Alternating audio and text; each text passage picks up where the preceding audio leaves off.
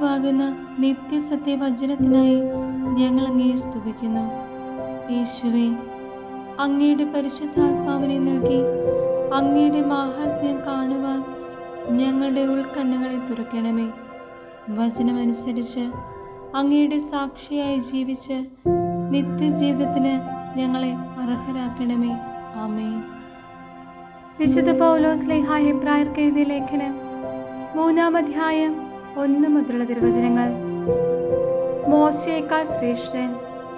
സ്വർഗീയ വിളിയിൽ പങ്കാളികളായ വിശുദ്ധ സഹോദരരെ, നാം ഏറ്റുപറയുന്ന വിശ്വാസത്തിന്റെ അപ്പസ്തോലനും ശ്രേഷ്ഠ പുരോഹിതനുമായ യേശുവിനെ പറ്റി ചിന്തിക്കുവിൻ.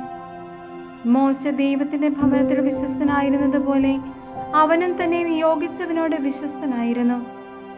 യേശു മോശയേക്കാൾ വളരെയേറെ മഹത്വമുള്ളവനായി കണക്കാക്കപ്പെടുന്നു. വീട് പണിതവൻ വീടിനേക്കാൾ പ്രാധാന്യം അർഹിക്കുന്നത് പോലെ തന്നെ ഓരോ വീടിനും നിർമ്മാതാവുണ്ടല്ലോ, എന്നാൽ സകലത്തിൻ്റെയും നിർമ്മാതാവ് ദൈവമാണ്. പറയപ്പെടാനിരുന്ന കാര്യങ്ങൾക്ക് സാക്ഷ്യം നൽകുന്നതിന് ദൈവത്തിന്റെ ഭവനം മുഴുവനിലും മോശ ഭൃത്യനെ പോലെ വിശ്വസ്തനായിരുന്നു. ക്രിസ്തുവാകട്ടെ അവിടുത്തെ ഭവനത്തെ പുത്രനെ പോലെയാണ്. ആത്മധൈര്യവും പ്രത്യാശയിലുമുള്ള അഭിമാനവും അവസാനം വരെ നാം മുറുകെ പിടിക്കുമെങ്കിൽ നാം അവിടുത്തെ ഭവനമായിരിക്കും. ദൈവിക വിശ്രാന്തി.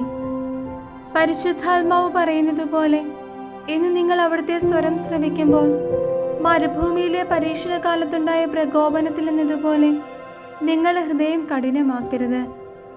അവിടെ നിങ്ങളുടെ പിതാക്കന്മാർ 40 വർഷം എന്നെ പരീക്ഷിക്കുകയും എൻ്റെ പ്രവൃത്തികൾ കാണുകയും ചെയ്തു. അതിനാൽ ആ തലമുറയോട് ഞാൻ കോപിച്ചു പറഞ്ഞു, അവർ സദാ തങ്ങളുടെ ഹൃദയത്തിൽ തെറ്റു ചെയ്യുന്നു. എൻ്റെ വഴികൾ അവർ മനസ്സിലാക്കിയിട്ടില്ല. എൻ്റെ ക്രോധത്തിൽ ഞാൻ ശപഥം ചെയ്ത് പറഞ്ഞതുപോലെ അവർ ഒരിക്കലും എൻ്റെ വിശ്രമത്തിലേക്ക് പ്രവേശിക്കുകയില്ല. എൻ്റെ സഹോദരരെ, ജീവിക്കുന്ന ദൈവത്തിൽ നിന്ന് നിങ്ങളിൽ ആരും വിശ്വാസരഹിതമായ ദുഷ്ടഹൃദയം മൂലം അകന്നു പോകാതിരിക്കാൻ ശ്രദ്ധിക്കുവിൻ. ഇന്നെന്ന് വിളിക്കപ്പെടുന്ന ദിവസങ്ങളുള്ള കാലത്തോളം എല്ലാ ദിവസവും നിങ്ങൾ പരസ്പരം ഉപദേശിക്കുവിൻ. ഇത് നിങ്ങൾ പാപത്തിന്റെ വഞ്ചനയാൽ കഠിനഹൃദയരാകാതിരിക്കുവാനാണ്. എന്തെന്നാൽ നമ്മുടെ ആദ്യ വിശ്വാസത്തെ അവസാനം വരെ മുറുകെ പിടിക്കുമെങ്കിൽ മാത്രമേ നാം ക്രിസ്തുവിൽ പങ്കുകാരാവുകയുള്ളൂ. ഇപ്രകാരം പറയപ്പെട്ടിരിക്കുന്നു, ഇന്ന് നിങ്ങൾ അവന്റെ സ്വരം ശ്രവിക്കുമ്പോൾ എതിർപ്പിന്റെ കാലത്തെന്നതുപോലെ നിങ്ങളുടെ ഹൃദയം കഠിനമാക്കരുത്. ദൈവത്തിന്റെ സ്വരം ശ്രവിച്ചിട്ടും ചിലരെല്ലാം എതിർപ്പ് കാണിച്ചില്ലേ? മോശയുടെ നേതൃത്വത്തിൽ ഈജിപ്തിൽ നിന്ന് പുറത്തു വന്നവരല്ലേ അവർ? അവരുമായല്ലേ അവർ 40 വത്സരം മല്ലടിച്ചത്? അവരുടെ ശരീരങ്ങളല്ലേ പാപം മൂലം മരുഭൂമിയിൽ നിബന്ധിച്ചത്? അനുസരണക്കേട് കാണിച്ചവരോടല്ലേ ഒരിക്കലും തൻ്റെ വിശ്രമത്തിലേക്ക് പ്രവേശിക്കുകയില്ലെന്ന് അവൾ നാണയിട്ട് പറഞ്ഞത്?